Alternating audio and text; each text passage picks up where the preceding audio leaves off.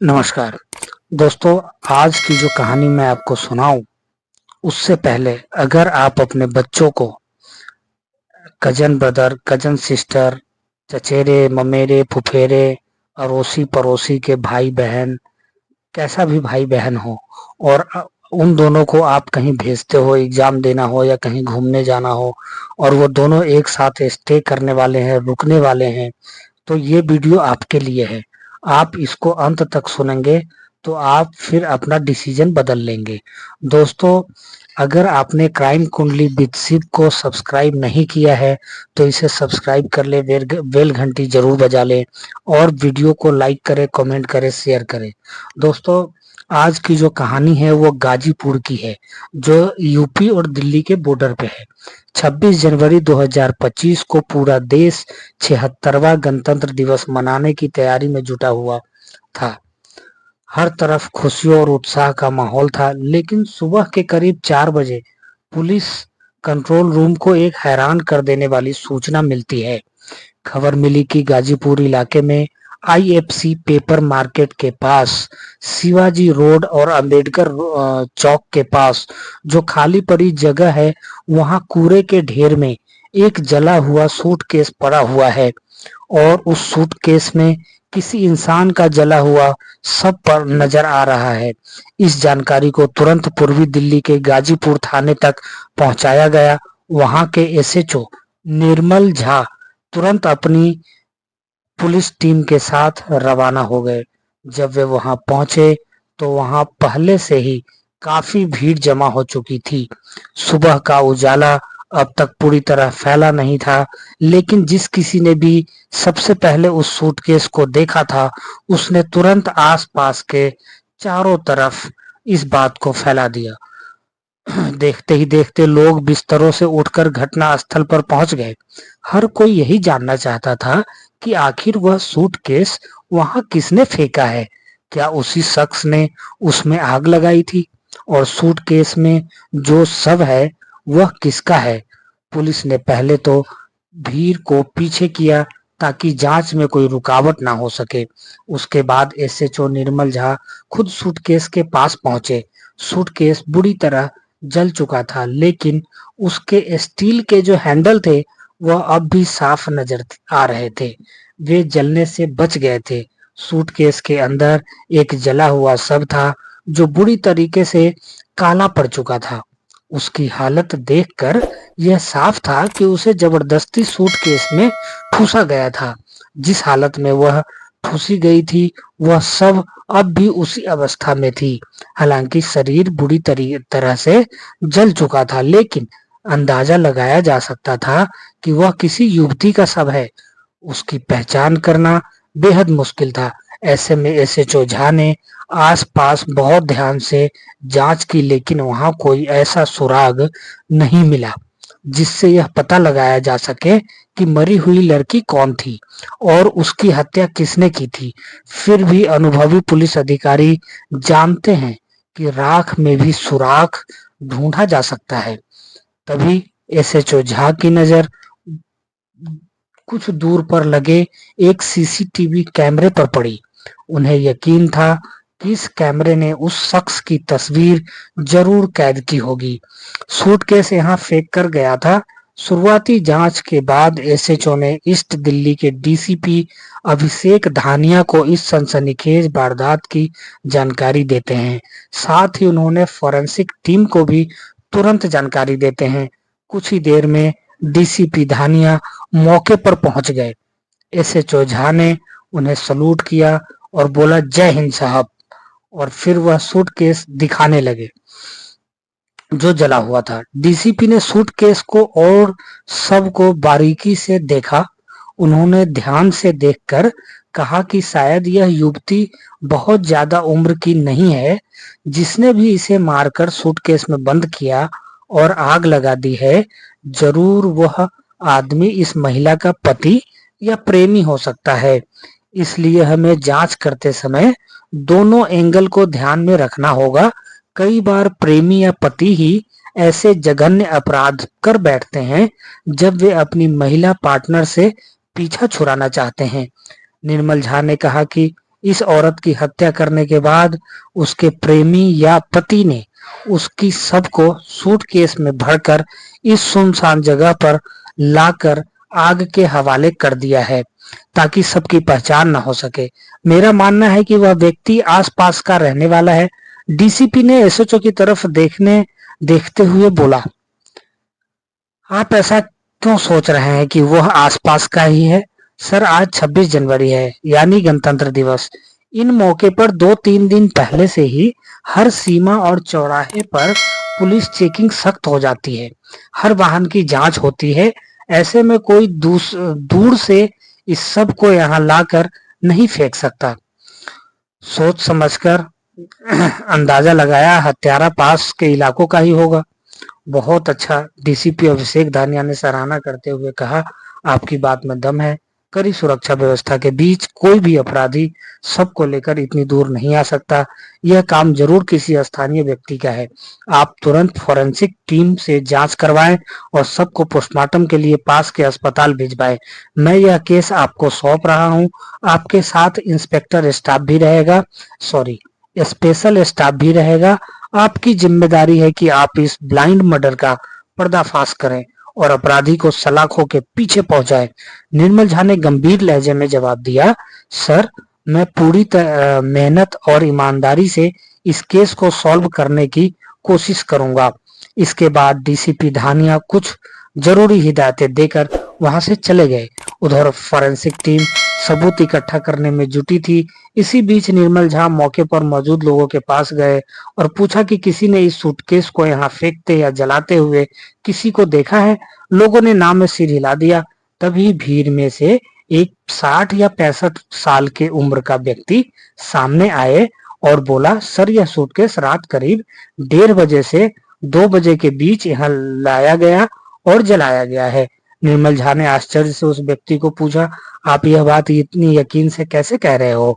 वह व्यक्ति बोला, सर, रात को मुझे टॉयलेट लगी। मेरा टॉयलेट छत पर है। जब मैं वहां गया और फिर जैसे ही वापस मुड़ने लगा, मेरी नजर कूड़े के ढेर की तरफ पड़ी जहां ऊंची ऊंची लपटें उठ रही थी। आग जल्दी ही लग रही थी।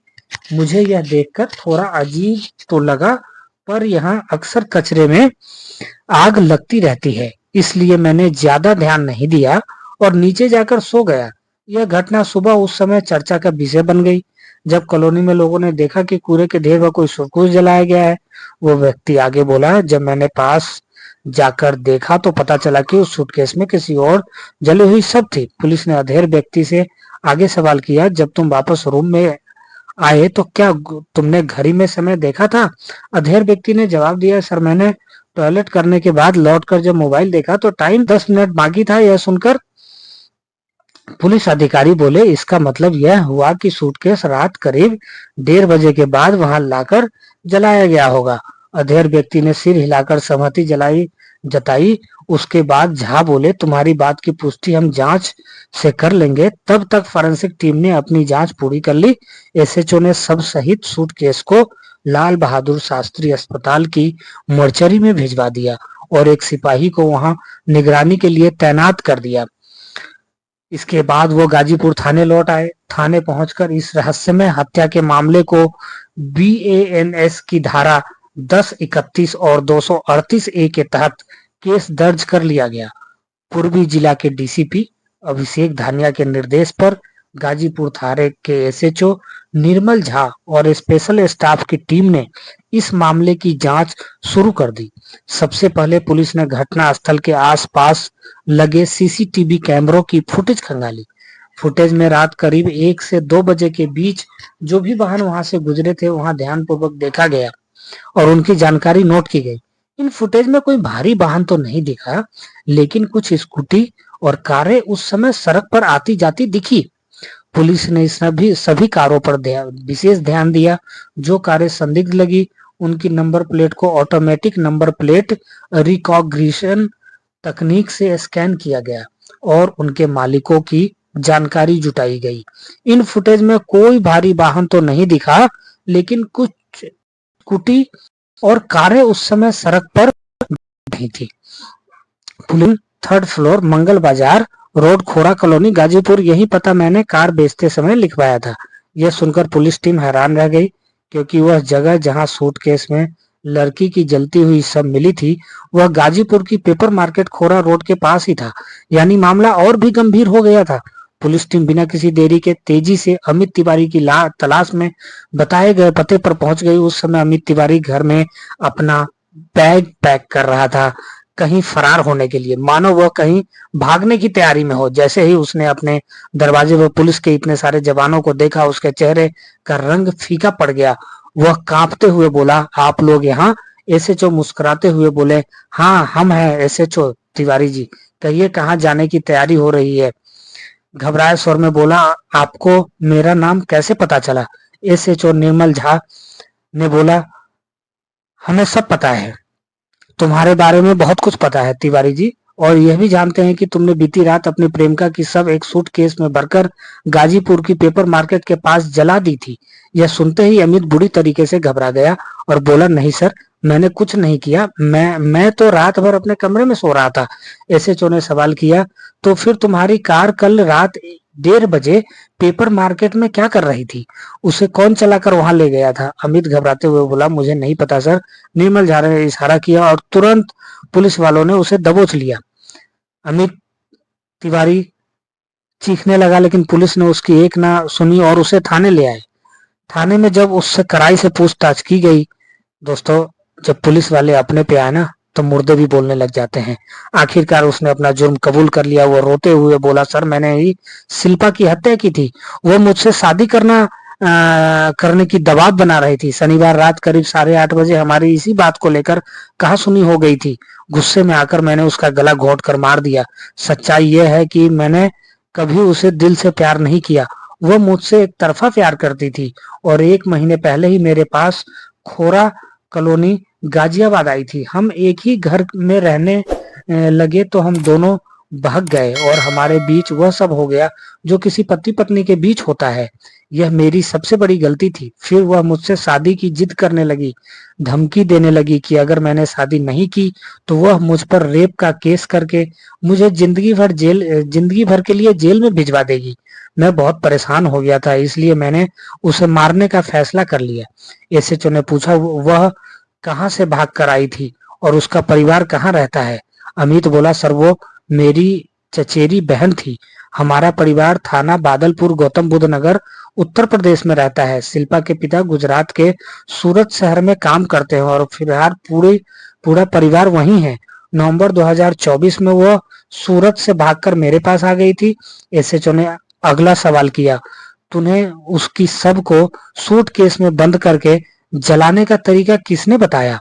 अमित ने जवाब दिया, सर, यह आइडिया मेरे दोस्त अनुज शर्मा का था। हत्या के बाद मैंने उसे सब कुछ बताया और मदद मांगी तो उसने ही सबको सूटकेस में बंद कर उसे जलाने की सलाह दी थी। मैंने जब अनुज से मदद मांगी तो वह तुरंत मेरे पास आ गया। उसी ने यह सुझाव दिया कि सबको एक बड़े सूटकेस में डालकर कैब से किसी दूर दराज इलाके में ले जाया जाए और किसी सुनसान नदी के किनारे उसे फेंक दिया जाए। मेरे पास एक बड़ा सूटकेस पहले से था। हम दोनों ने मिलकर सबको उस सूटकेस में ठूस दिया। फिर योजना के अनुसार हम पहले रास्ता देखने के लिए एक कैब से यूपी बॉर्डर तक गए। 26 जनवरी आने वाली थी, जिस वजह से सीमा पर कड़ी चेकिंग हो रही थी। हमारी कैब को भी 2 बार रोका गया और तलाशी ली गई। इससे हम डर गए। हमें लगा कि अगर पुलिस सूटकेस के अंदर सब मिल गई पुलिस को अगर सूटकेस के अंदर सब मिल गई तो हम पकड़े जाएंगे। इस वजह से हमने दूर ले जाने का इरादा छोड़ दिया और यहाँ पे ही लाके रात को करीब 1 बजे हम सूटकेस को कैब की डिक्की में रखकर गाजीपुर की पेपर मार्केट की तरफ निकल पड़े और यहाँ पे लाके फेंक दिया। फिर हमने पेट्रोल पंप से 1 लीटर डीजल लिया था और यहाँ पर आके सूटकेस निकालकर और डीजल सूटकेस पे उड़ेल के और हमने आग लगा के यहाँ से निकल गए। अनुज उसी रात अपने घर लौट गया और मैं भी घर जाकर सो गया। अगले दिन मैं प्रयागराज भागने की सोच ही रहा था कि आप लोग टपक पड़े। पूछताछ के दौरान पुलिस ने मुझसे अनुज को घर से ही पकड़ लिया। उसे हिरासत में लेकर गाजीपुर थाने लाया गया। 22 वर्षीय अनुज और उसके पिता जगदीश शर्मा गांव में रहते थे। वह वहां बिल्डिंग का काम करते थे। कभी कभी कैब भी चलाया करता था। शिल्पा अमित से 3 साल बड़ी